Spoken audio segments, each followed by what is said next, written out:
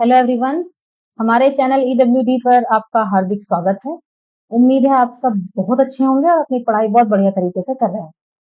तो चलिए, आज है 3 मई और हम 3 मई के करंट अफेयर्स शुरू करते हैं। ठीक है, तो चलिए, हमारा पहला क्वेश्चन है, निम्न में से कौन हरुण इंडिया आर्ट लिस्ट 2024 में पहले स्थान पर रहा है? तो देखिए, हरुण इंडिया जो आर्ट लिस्ट है इसमें पहले स्थान पर रहे हैं अनीश कपूर। ठीक है, तो देखिए आप मैप में देख रहे हैं, ये है अनीश कपूर। ये कौन है? ब्रिटिश भारतीय मूर्तिकार हैं ये लगातार 6 वर्षों से इस लिस्ट में पहले स्थान पर बने हुए हैं। देख लिए अपने आप में कितनी बड़ी बात है। ये लगातार 6 वर्षों से इस लिस्ट में पहले स्थान पर बने हुए हैं और इस वर्ष इनकी जो कलाकृति है वो लगभग 79.9 करोड़ रुपए में बिकी है। ठीक है, चलिए एक बार देख लेते हैं। अनीश कपूर, इनकी पहली रैंक है, ये लंदन यूके के हैं। इनकी जो कितने गई है इनकी पेंटिंग, ये बिकी है 79.9 करोड़ रुपए।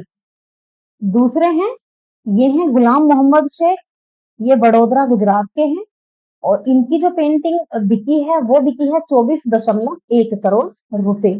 ठीक है, हरुण इंडिया जो है इसके बारे में देख लेते हैं। हरुण रिपोर्ट, ये जो है ये 1998 में लंदन में स्थापित एक रिसर्च ग्रुप है। कब स्थापित है? 1998 में। ठीक है, इस ये जो है हरुण इंडिया, इसको 2012 में लॉन्च किया गया था। इसका हेडक्वार्टर कहाँ है? ये है मुंबई, महाराष्ट्र में। ठीक है, चलिए अगला प्रश्न हम देख लेते हैं। प्रश्न है, हर साल विश्व दुग्ध दिवस किस दिन मनाया जाता है? बहुत बढ़िया क्वेश्चन है। दूध आप पीते ही होंगे डेली, तो क्या है जो दूध दिवस, इसके लिए भी एक दिवस मनाया जाता है। ठीक है, तो ये दिवस हम कब मनाते हैं? ये हम मनाते हैं 1 जून को। ठीक है, नोट कर लीजिए, 1 जून को हम विश्व दुग्ध दिवस मनाते हैं। ठीक है, विश्व दुग्ध दिवस। तो देखिए क्या हुआ था, संयुक्त राष्ट्र का जो FAO है, खाद्य और कृषि संगठन, फूड एंड एग्रीकल्चर ऑर्गेनाइजेशन, इसने क्या किया था, वर्ष 2001 में विश्व दुग्ध दिवस की पहल ये मनाने की शुरुआत की थी। कब की थी? वर्ष 2001 में। ठीक है, अब देखिए सबसे इंपॉर्टेंट फैक्ट्स क्या हैं, वो है कि जो भारत है ये दुनिया में दूध का सबसे बड़ा उत्पादक देश। ठीक है, कैसे बना है आपको पता है, ऑपरेशन फ्लड यानी श्वेत क्रांति की शुरुआत की गई थी। ये दूध उत्पादन से संबंधित है। किसने शुरुआत की थी? डॉक्टर वर्गीस कुरियन ने। ठीक है, और श्वेत क्रांति का जनक इन्हें ही कहा जाता है। इसके बाद भारत में दुग्ध उत्पादन की पूरी तरह से क्रांति आ गई थी। चलिए अगला प्रश्न देख लेते हैं हम। चर्चित विवेकानंद रॉक मेमोरियल किस राज्य में स्थित है? क्या नाम है? Vivekananda rock memorial. आपको पता होना चाहिए कि जो चर्चित विवेकानंद जो रॉक मेमोरियल है ये कहाँ है? ये तमिलनाडु में स्थित है। ठीक है, स्थित वैसे कहाँ है? तमिलनाडु में, कन्याकुमारी में ये स्थित है। और सबसे बढ़िया बात है कि ये जो स्मारक है हिंद महासागर, बंगाल की खाड़ी और अरब सागर तीनों के संगम पर स्थित है। ठीक है, एक क्वेश्चन तो यही बन जाता है, आपसे पूछ लिया जाए, ऑप्शन दे दिया जाए यदि कि ये किसके संगम पर स्थित है, तो आप ऑप्शंस में हो सकता है यदि नहीं पढ़ा है तो कंफ्यूज हो जाएं। तो क्या है? हिंद महासागर, बंगाल की खाड़ी और अरब सागर तीनों के संगम पर ये स्थित है। इसका निर्माण वर्ष क्या है? ये कब बना था? 1970 में ये बना था। किसने बनाया था? विवेकानंद आध्यात्मिक संगठन ने इसे बनाया था। वास्तुकार कौन है इसके? एकनाथ रानाडे। बहुत बढ़िया क्वेश्चन है, वास्तुकार इसके एकनाथ रानाडे हैं। चलिए अगला प्रश्न हम देख लेते हैं।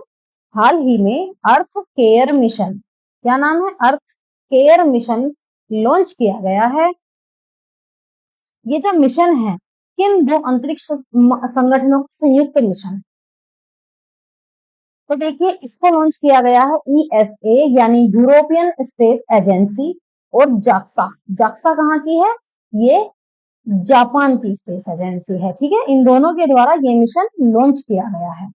ठीक है, अब देखते हैं कि हाल ही में यूरोप और जापान के एक पृथ्वी विज्ञान मिशन यानी अर्थ केयर मिशन को सफलतापूर्वक लॉन्च कर दिया गया है। किस किसने किया है?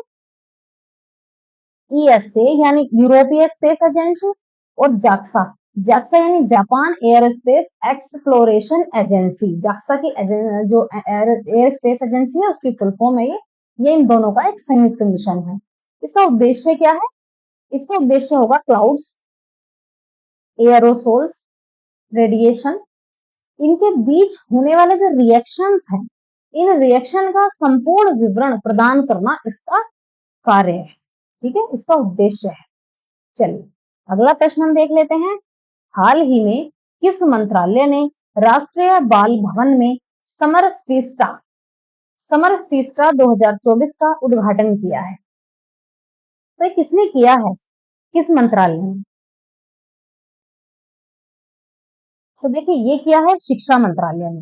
ठीक है, शिक्षा मंत्रालय के संजय कुमार ने नई दिल्ली में स्थित राष्ट्रीय बाल भवन में समर फीस्टा 2024 का उद्घाटन किया। ये ग्रीष्मकालीन उत्सव 2024 का आयोजन 29 मई से 28 जून तक किया जाएगा।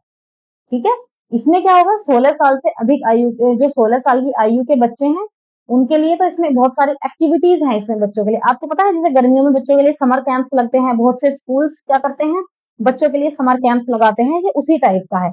इसमें क्या होगा, बच्चों को साइंस, कला, खेल आदि के लिए ये मोटिवेट करेंगे। ठीक है, चलिए अगला प्रश्न हम देखते हैं। फिक्की द्वारा किस स्थान पर कोल्ड चेन और लॉजिस्टिक्स समिट का आयोजन किया गया? तो ये आयोजन कहाँ किया गया है? ये आयोजन किया गया है आपका नई दिल्ली में। ठीक है, फिक्की, फिक्की की फुल फॉर्म देख लीजिए, मोस्टली पूछी जाती है, लंबी सी फुल फॉर्म है लेकिन आपको याद होनी चाहिए। ठीक है, ये क्या है?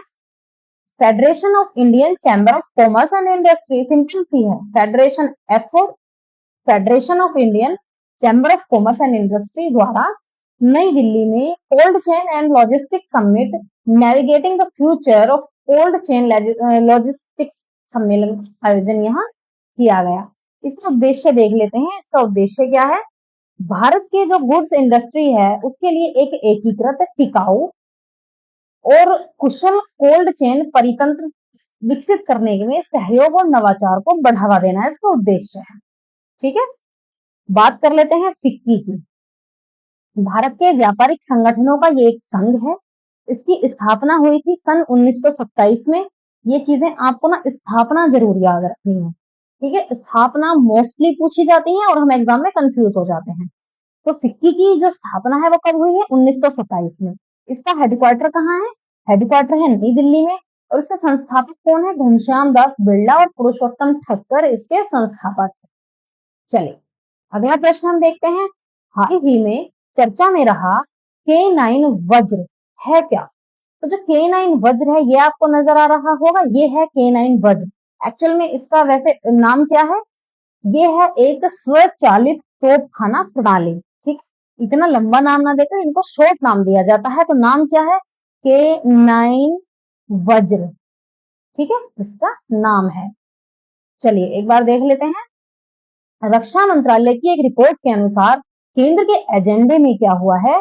K9 वज्र यानी कि स्वचालित तोपखाना प्रणाली खरीदने के लिए एक प्रस्ताव तैयार हुआ है।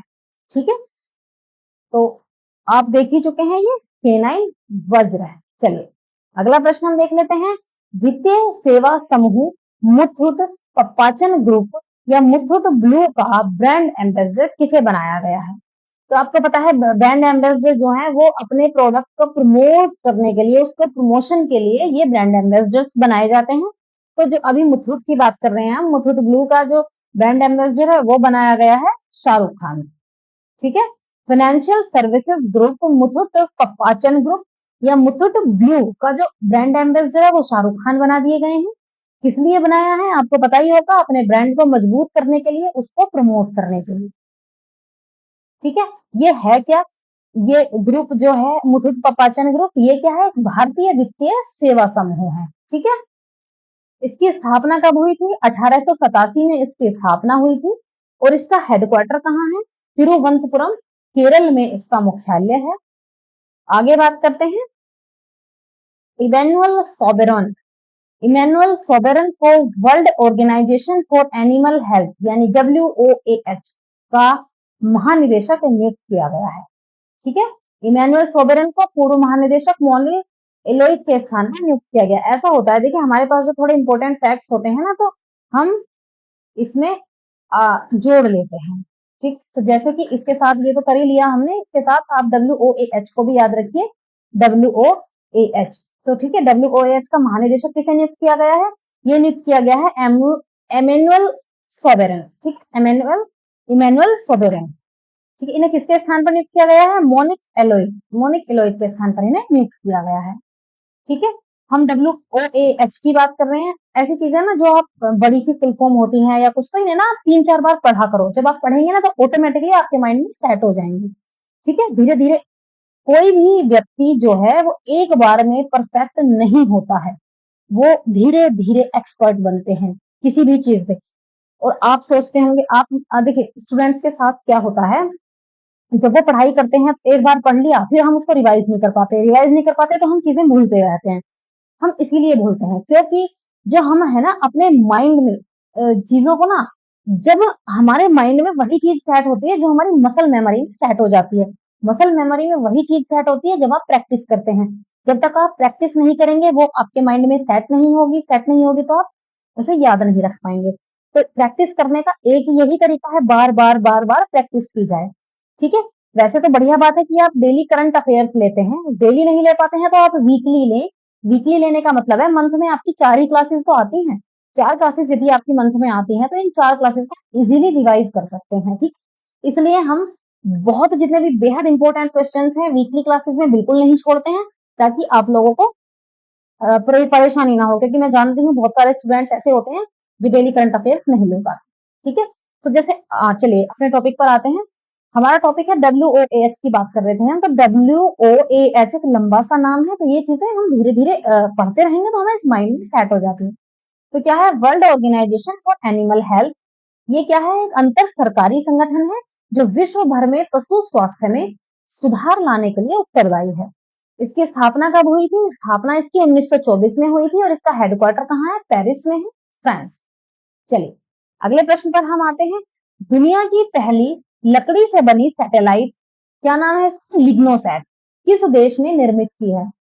बहुत बढ़िया क्वेश्चन है। तो जो लिग्नोसैट है, ये सैटेलाइट, ये किसने विकसित की है? ये जापान ने विकसित की है। ठीक है, तो देखिए ये जापान के शोधकर्ता है जिन्होंने लकड़ी से बनी दुनिया की पहली सैटेलाइट लिग्नोसैट निर्मित की है। ठीक है, नासा और जाक्सा, यानी ये जापानी अंतरिक्ष एजेंसी है, आपको पता है नासा अमेरिका की है, इस पहल में सहयोग कर रही है। तो देखिए जाक्सा जो है वो तो जापान की हो गई और जापान ने ही इसे लॉन्च किया है, परंतु इसे सहयोग कौन कर रहा है? नासा इसे सहयोग कर रहा है। ठीक है, और इसका उद्देश्य क्या है? उद्देश्य है अंतरिक्ष मलबे के प्रबंधन में योगदान देना और अधिक पर्यावरण अनुकूल अंतरिक्ष संबंधी गतिविधियों को बढ़ावा देना इसका मुख्य उद्देश्य है। तो चलिए आज की क्लास में केवल इतना ही। हम आपके लिए कंटिन्यू क्लासेस आपके लिए लाते हैं, तो आप हमारे चैनल को सब्सक्राइब करना बिल्कुल ना भूलें। देखिए आप जब सब्सक्राइब करते हैं, वीडियो को लाइक एंड शेयर करते हैं, तो उससे हमें मोटिवेशन मिलती है आपके लिए और बेहतर करने की। ठीक है, तो चलिए अपनी पढ़ाई अच्छे से करते रहिएगा, आपको सपोर्ट मिलता रहेगा। मिलते हैं आपको नेक्स्ट क्लास में। Thanks for watching.